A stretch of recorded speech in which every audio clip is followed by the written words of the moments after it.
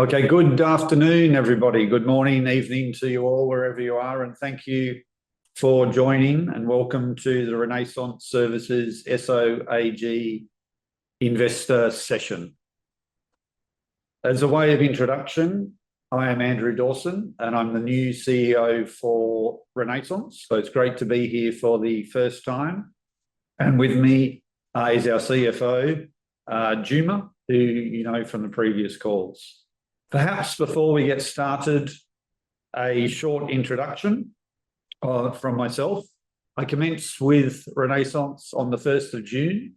I spent the first 30 days completing a handover with Stephen Thomas, who you should all be familiar with from previous calls, the outgoing CEO. The great thing for myself, for Renaissance, is that Stephen is staying on with the company as an advisor to the board and to myself. With all of his years of experience and wisdom, that's a great thing for us. I officially took over as a CEO on the 1st of July, and since then I've had the opportunity to be meeting with many of our clients, with ministries, of course with many of our teams, both our existing and our up-and-coming leaders. And I will say straight up, what strikes me is the depth and the strength of the leadership talent in Renaissance is second to none, and should give us a lot of confidence for the future. Perhaps a little bit of my background.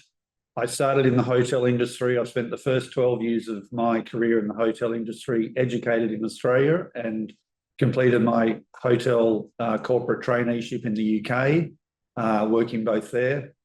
And I moved into the facility management industry 25 years ago in Australia. With Sodexo. I spent a number of years there before moving to China with them at the beginning of 2010. And since then, I've spent the last 16 years in Asia, both in China and then based in Hong Kong, running the Asia Pacific region for CBRE, Global Workplace Solutions. So their facility management, project management division. That's my recent job. Perhaps a few observations, my early observations, before we jump into the Q&A. I see many, many strengths for Renaissance outside of the strong leadership strength, a very sticky long-term client base, great diversity of services, very strong reputation on the market, clearly, great balance sheet, very supportive board of directors, and of course yourselves, long-term stable investors. We can only thank you. I see the foundations as a business is very, very strong, and part of that strength is this mix of accommodation solutions and the contract services business, which gives resilience across all the cycles in the economy. I see many upside opportunities, both externally and internally. Externally, with the market in Oman and across the GCC, as we look at some of our future growth strategies, is a relatively immature outsourcing market. This creates great opportunity because there are many things in the economy and on the market today that haven't even begun to be outsourced or even thought about being outsourced. You can look at waste management, you can look at utilities, you could look at the hard FM, and many other parts of the economy, which are all upside future growth for Renaissance and for our industry. Our job, I think, at Renaissance as one of the market leaders is to what I call make the market. And that is our job is to work with the ministries, work with potential clients in educating them and workshopping with them what is the art of the possible in terms of what could be outsourced in the future, what models that this could be done with, and therefore what value this creates for both our future clients and for our organisation. Internally, likewise, I see many, many opportunities to continue to standardise our operating model to ensure it's scalable to support our growth, and it's very growth focused. As there is so much opportunity to ensure that we can grow in a sustainable way across multiple sectors of the economy at the same time. We also need to continue to invest in digitalising our business. to enhance both our client value and the value for Renaissance. As through digital solutions, through ways of working, applying AI and automation is the way of the future for our industry, both within our organisation and with our clients.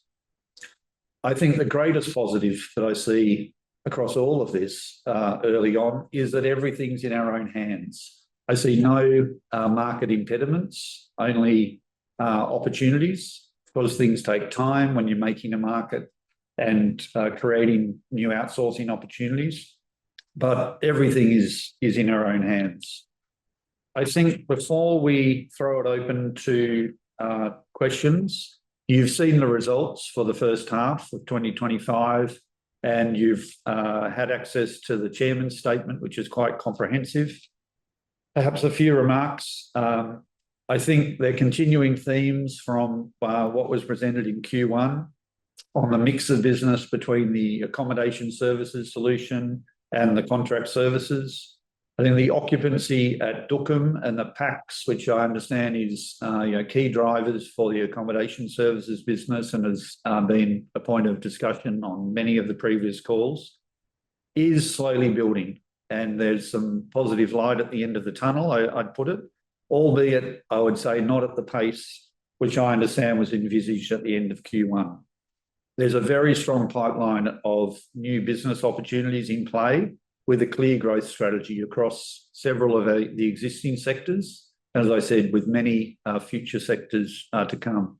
So a very strong, resilient, underlying fundamentals of this business. And as I started, with great leaders across all the levels, giving us a lot of capability, a lot of capacity to grow and to perform well in the future.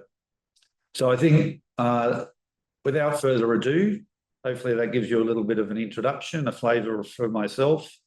We'll hand it over to yourselves for the questions and answers. As I'm quite new in the chair, I've asked Juma, he's going to facilitate that. He's got a little bit more of a background than myself on the first half of the year. But of course, I look forward to taking your questions as well and contributing. And again, thank you for joining us today. It's greatly appreciated. So we'll open it up for questions if we may, please. Yeah, so we'll open up for questions. So if someone has a questions, please raise the hand so we can take it. Can you take Siju? Siju, how are you? Thank you. Going well. Thanks for this call, actually. I have a couple of questions, actually, from my side. One is on just if we can give a little bit of color on what's happening in Dukum, and if you can just give us a light on what is the occupancy rate on that, will be much helpful. Can I do one question at a time, or do you want to share the questions and then later the answers? I think for everybody's benefit, we will take a question at a time, and we will, inshallah, we'll cover all your questions. So we want to do this, Andrew? Sure, certainly. In terms of what we see happening at Dukum, is that the question? Yeah. I think what we see happening at Dukum across the second quarter was a slow building in the occupancy.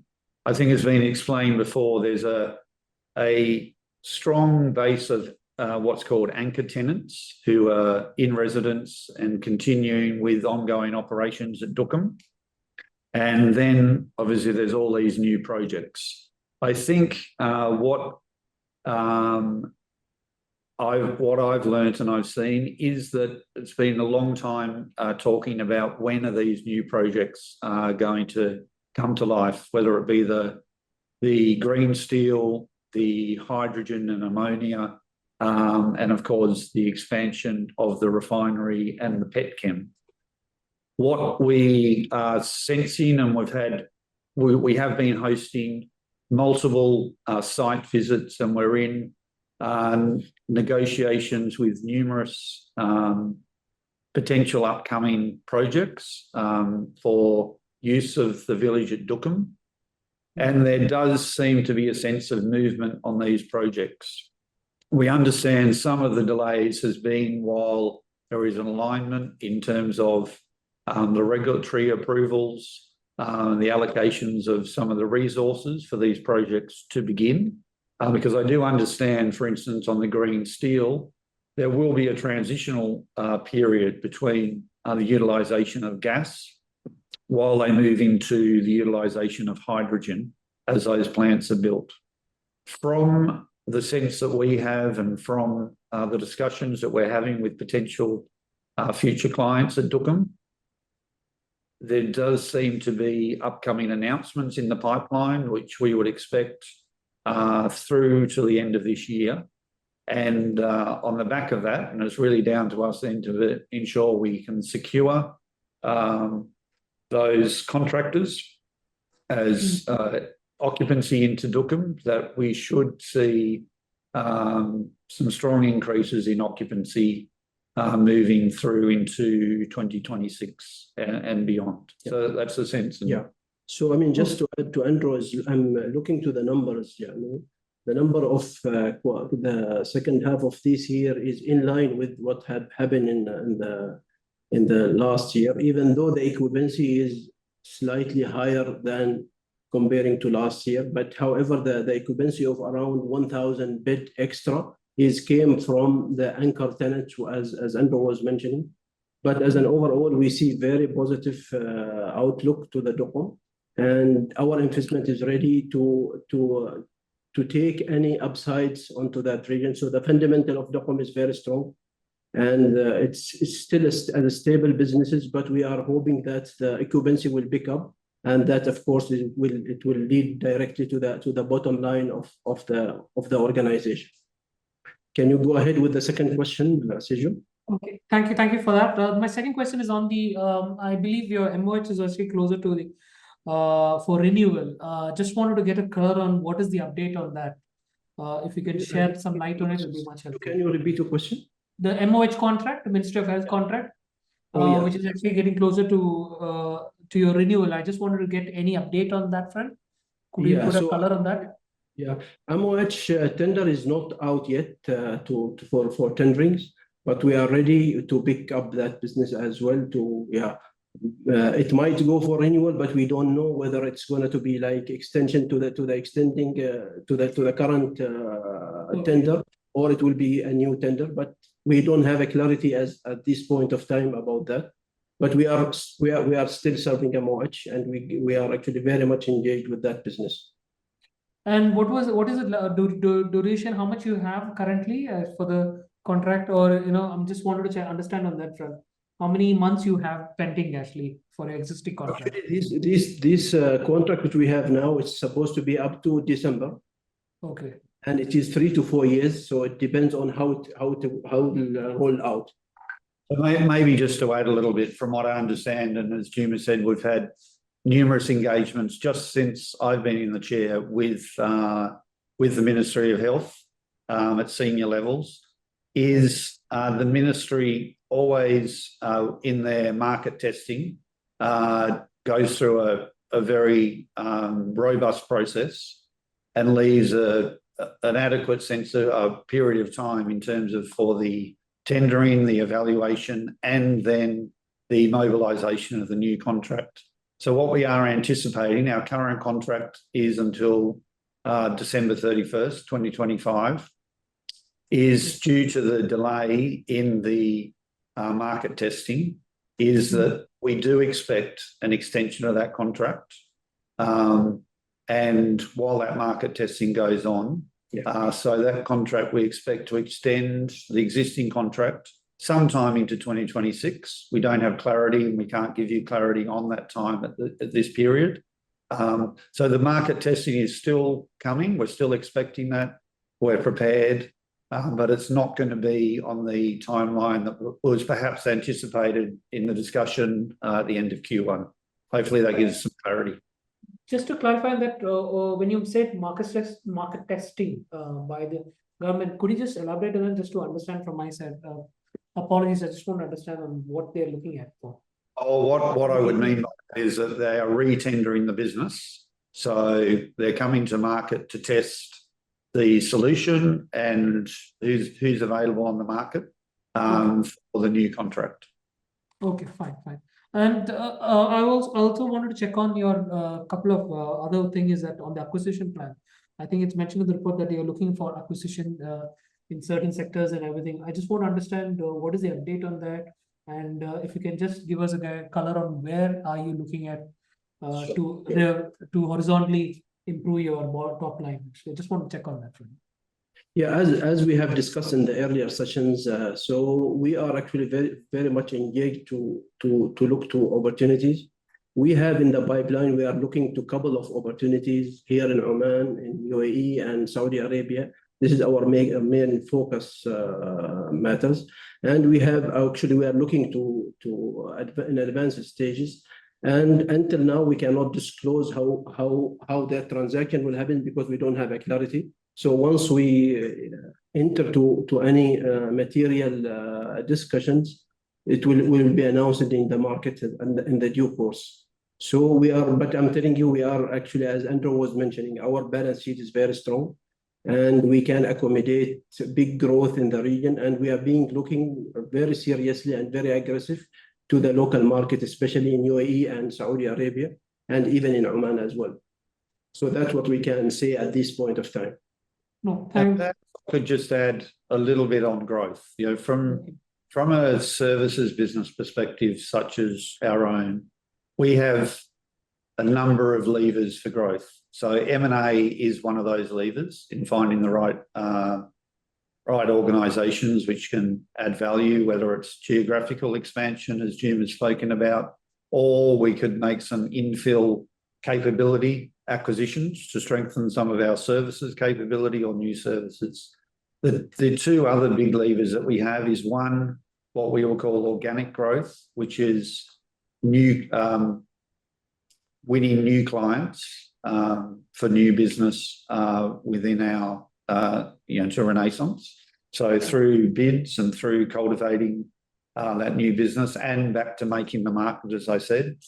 And the other lever of growth, which I see big opportunity as, again, the market matures, is growth with existing clients. And if we look at our existing client base today, some clients, we operate what we call an IFM, so an integrated facility management solution. We have food, we have soft services, and we have hard services, the engineering and maintenance. But there's other opportunities with those clients.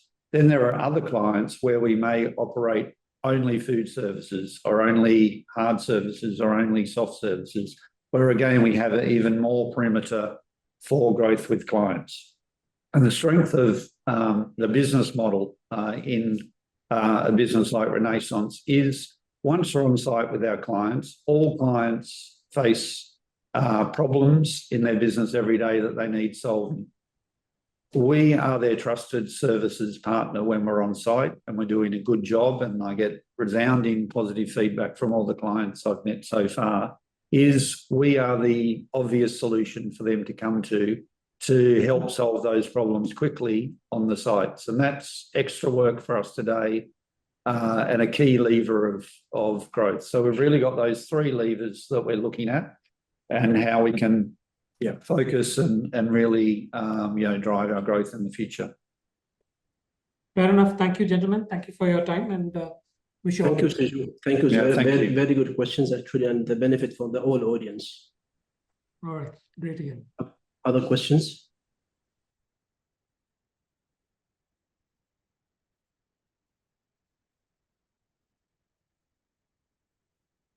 Yeah, Jose Matthew is raising his hand. Can you open the mic?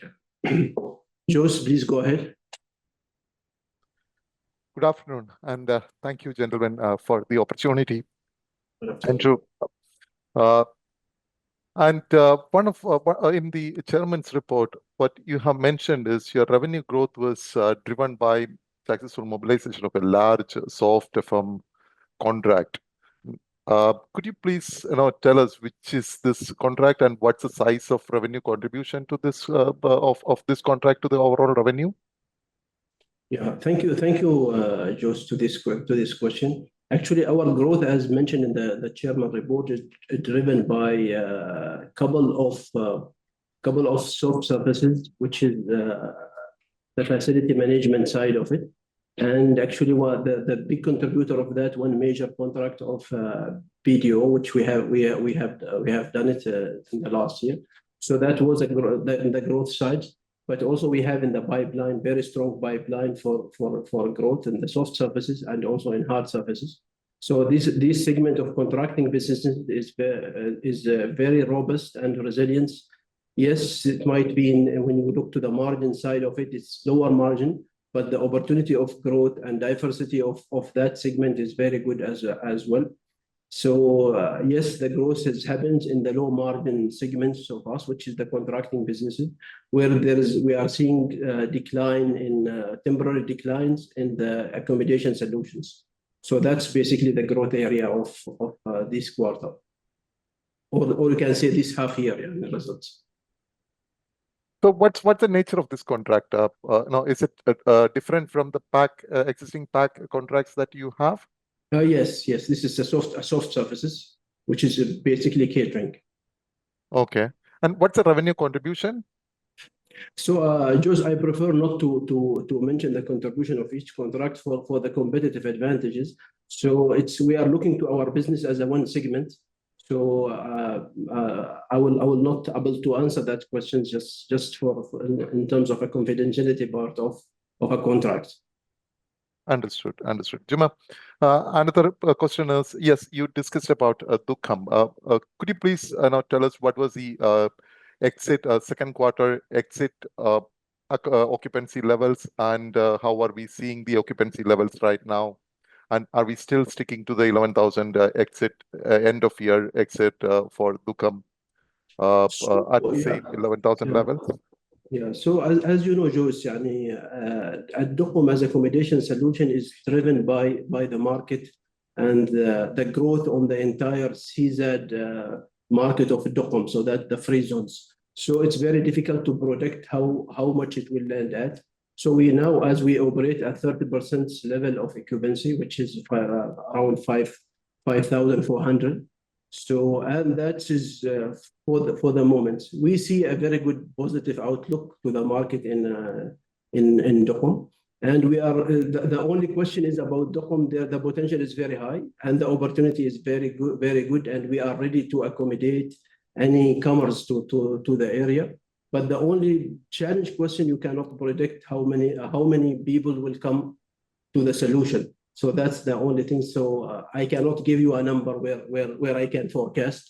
But from overall outlook, we see actually what we are getting from the markets, that the government has already reached to agreement on the gas allocation. So we are expecting the steel structure industries, factory like Jindal and other, it will pop up in the market. And that, of course, it will increase our opportunity on the growth side of the Dukham. It's coming, but the timing, unfortunately, Jose, I cannot predict the time, and nobody can, I think, time the market. Okay.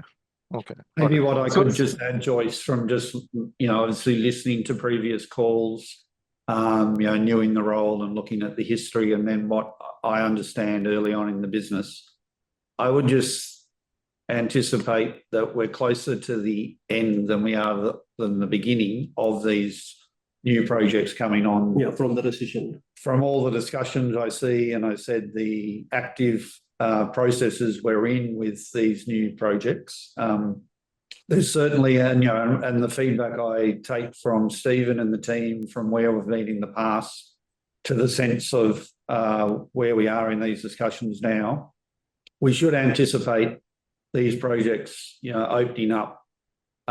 We can't predict when, but as I go, we're certainly, I think, closer to the end than what we've been through over the last couple of years.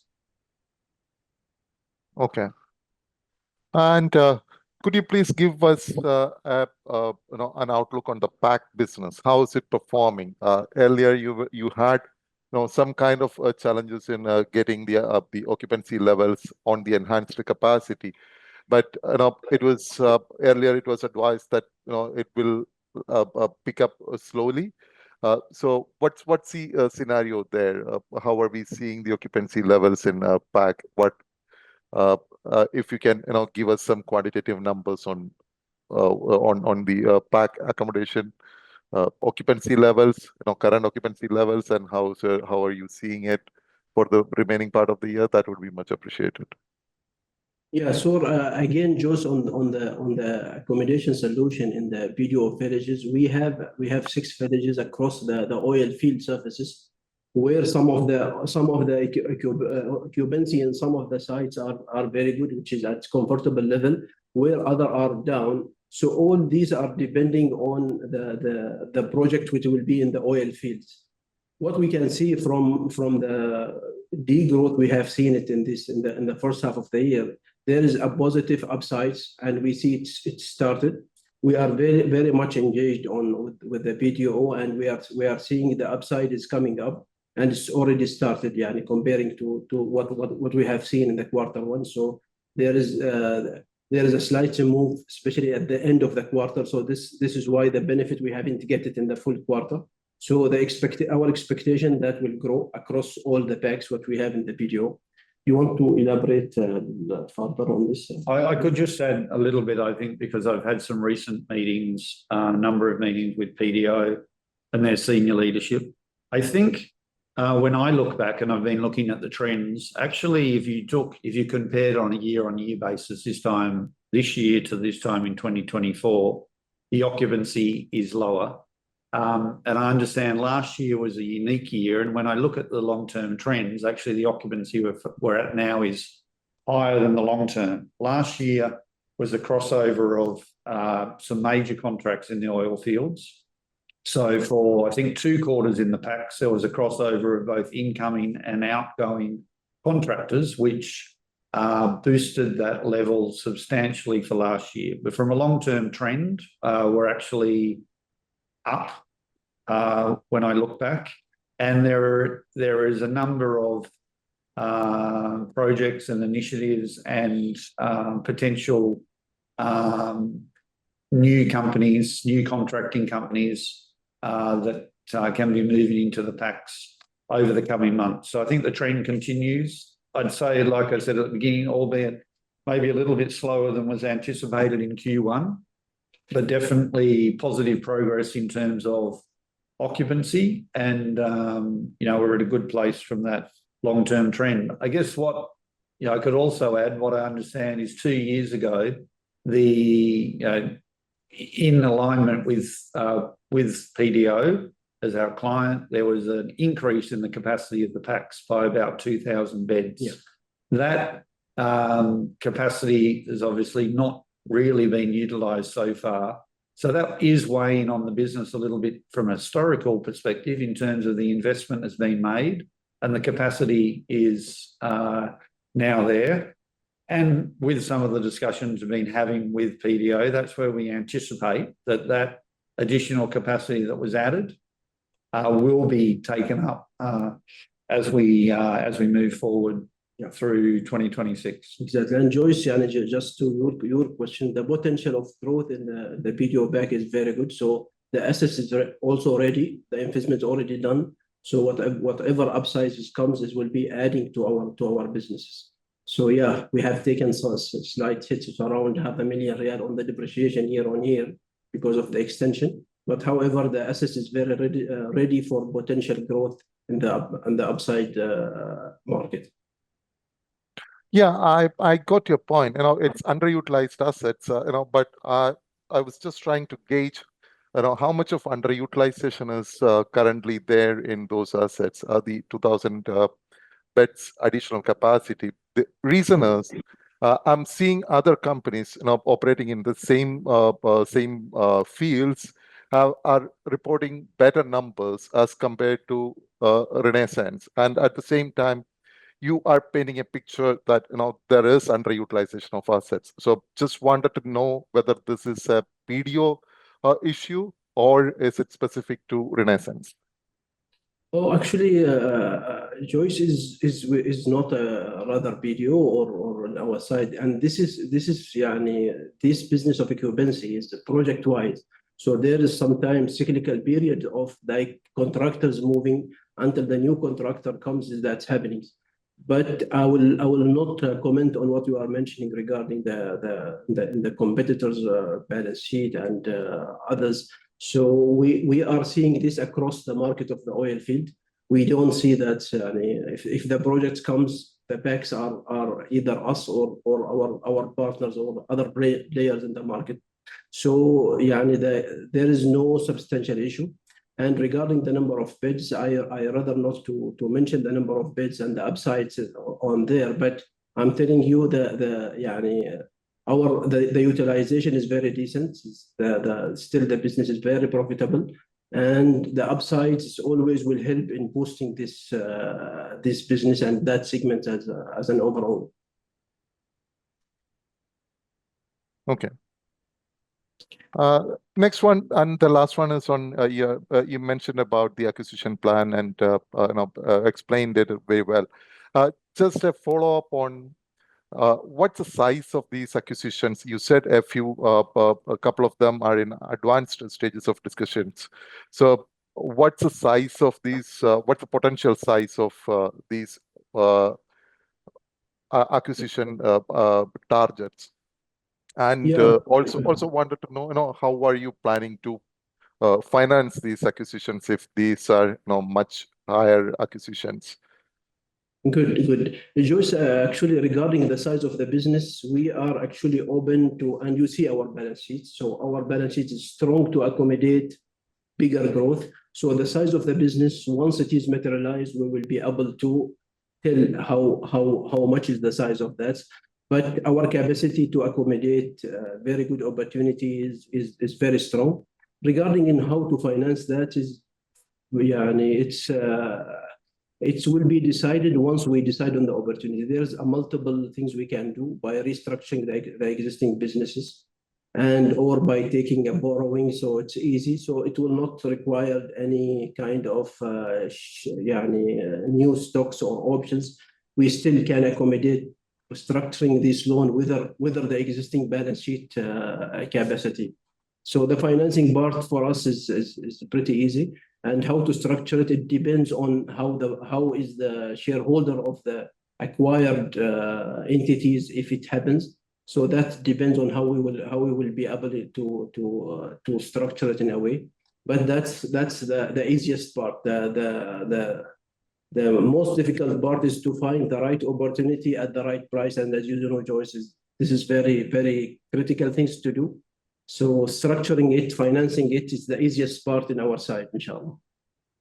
And maybe I could just add, Joyce, being involved in these for the last couple of months is, look, it's not simply about the size at the start, because what we're looking for is businesses that we know well. So these are businesses in our similar lines of services businesses, but with strong opportunity for growth, and where we can really integrate these businesses and materialize numerous synergies out of them. And I think where we are with a couple of these, and there's still a long way to go, and there's no guarantee that what we currently have in the pipeline and we're working on is going to close. But there's great upside opportunity and very strong synergies, alignment, and our ability to integrate these and manage them and really bring value to both the entities as we integrate. Okay, thank you. Do you have any timeline, a target timeline for concluding these talks, or no, it's just open? Well, timelines, the sooner the better for all of us. But as I told you, the big question is the right opportunity at the right price. So yeah, once we got a solid information about it, we will share it in the market as per the regulation, as you know how the disclosures will happen. But we are very much engaged. We are looking to various options in the region. So yeah, inshallah, things will go to our side, and we will be able to share it in a more clear manner. Okay, thank you very much. Wish you all the best. Thank you for your question. Very good question. Thank you, George. Thanks.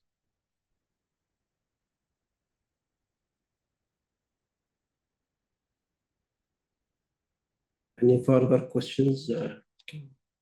Anybody raise hands?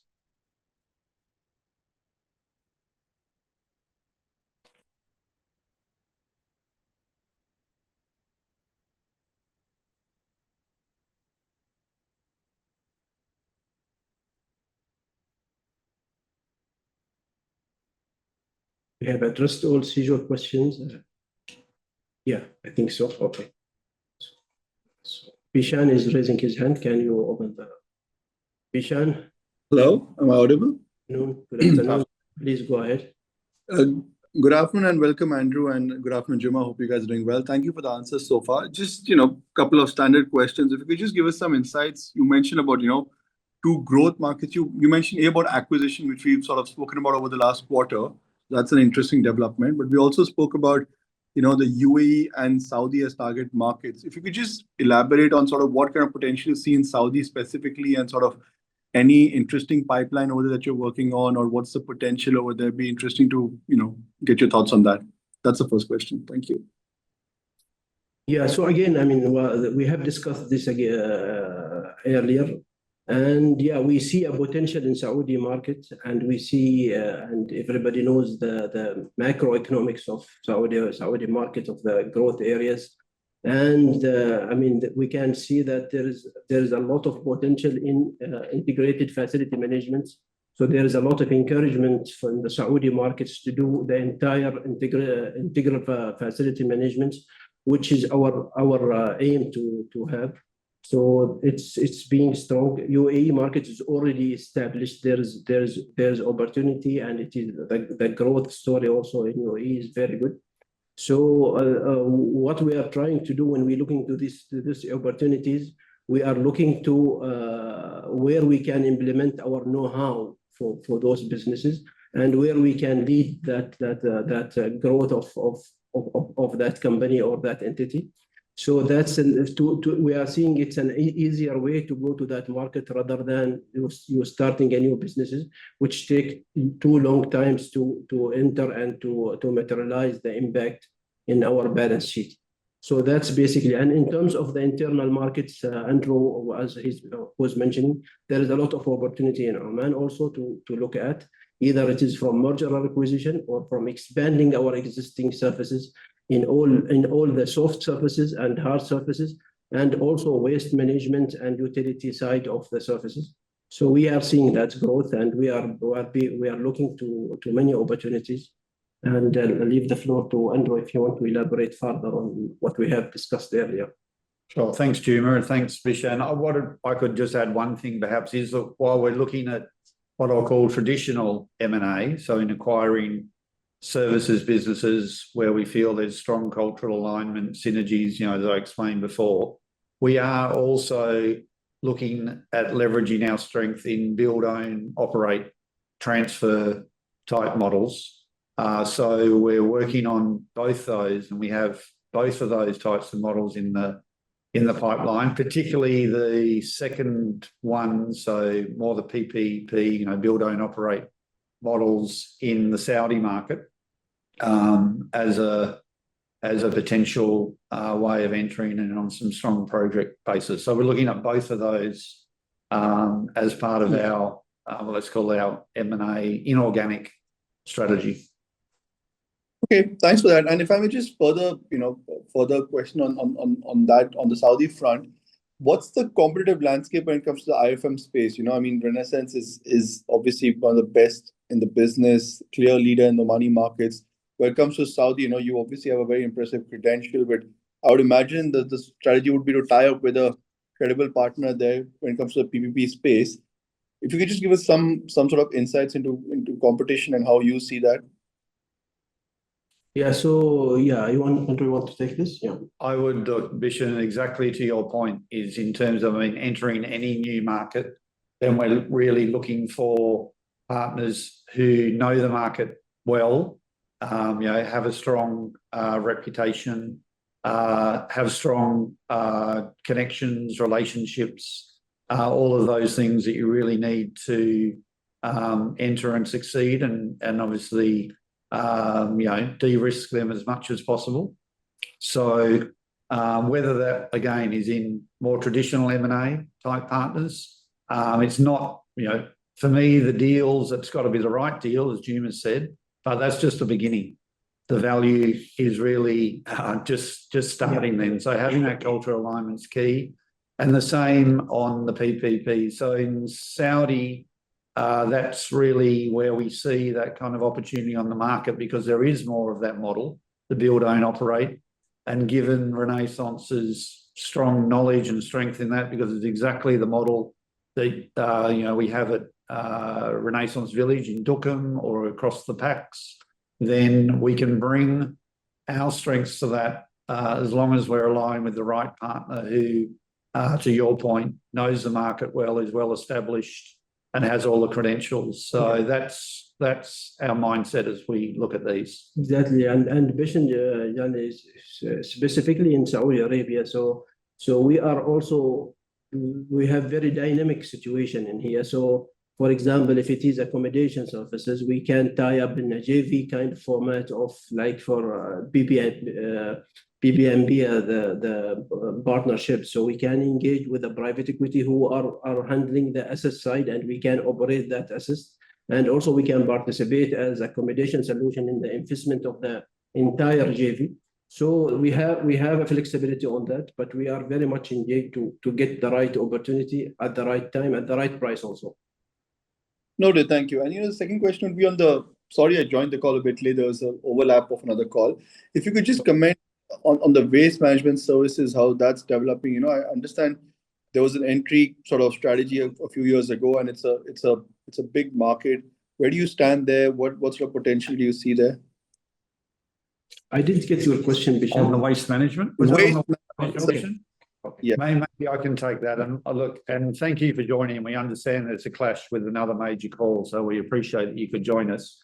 Maybe I can just add some things I said at the beginning, but also particularly around waste, because I have had some engagements as part of meeting with a lot of our clients and ministries with BIA and with the top of that organisation.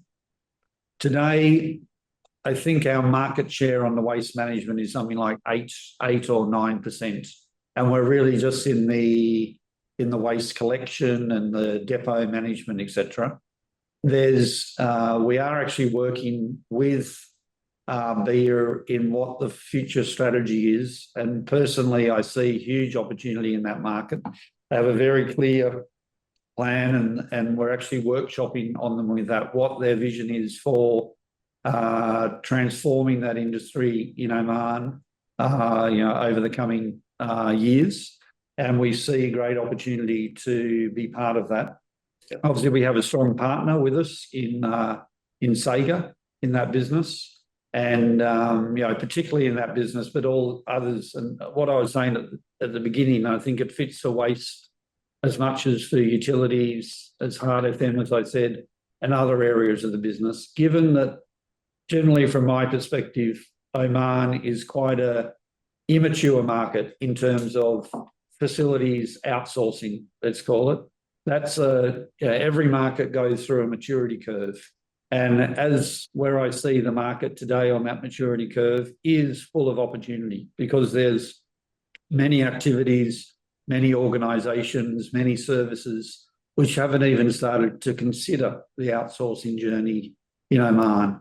And as I mentioned, our role at Renaissance as one of the market leaders is to work with the authorities, work with organisations to help to develop the market, to educate them, to present the models, the ways of outsourcing, and the value that brings both to the client organisations and to Renaissance. So there is a big upside on the market here, which is going to take time. Markets take time to mature, but from Renaissance, all the strengths of the business, the positioning is incredibly well positioned on many of these sectors today to take a fair share of that market growth as it comes over the coming years. And Bishan, just to give you a flavor, actually, our vehicle is very ready to grow in the waste management. And as per the condition, as per the current situation in the market, these services will be given to the governance rather than centralized. Now it became decentralized under all governance, and we will be seeing some tenders rolled out, and we are ready to participate on those. We have the right partner, we have the right vehicle to grow on that field. So we are hungry to see some kind of tenders in around in other in the all sides of the country. So that will be happening soon.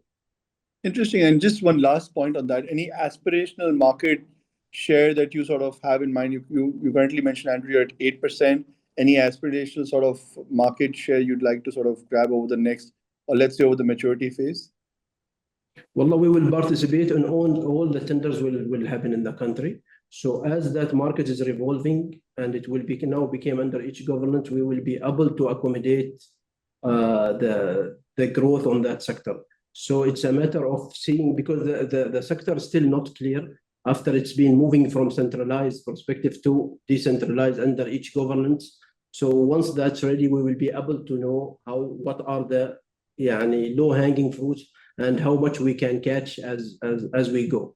But we are ready to get any pieces ready for tendering.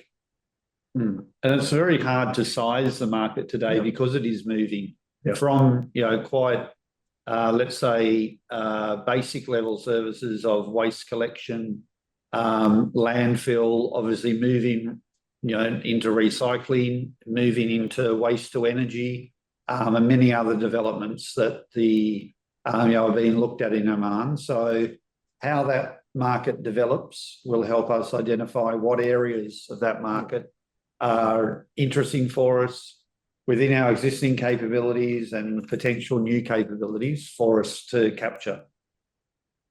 Noted. That's it from my side. Thank you, Juma, once again, and Andrew, and welcome. And thank you, Bishan. Thank you. Thank you. Any further questions on? Can you check the raised hands?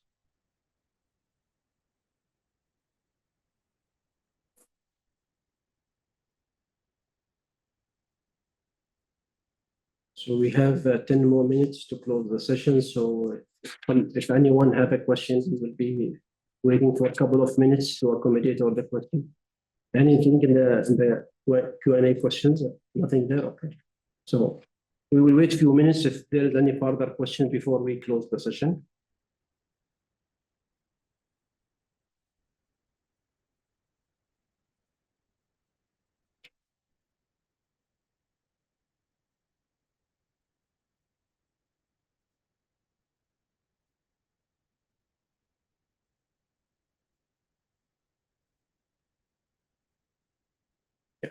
Okay, I think we'll call it there then. It seems there's no more questions. Thank you, firstly, to each of you for joining today. We know that there was a clash, so it's even more difficult to join. And we very much appreciate your ongoing interest and support of Renaissance. We appreciate the questions and the opportunity to explain a little bit more about our business and the opportunities. And I said the really strong foundation, for the future. Thank you, obviously, to the market for facilitating this, and we'll wish you a good day and look forward to meeting you, hopefully many of you in person in the future. Thank you very much. Thank you. With this, we will close the session. Thank you for all the participants. Thank you very much.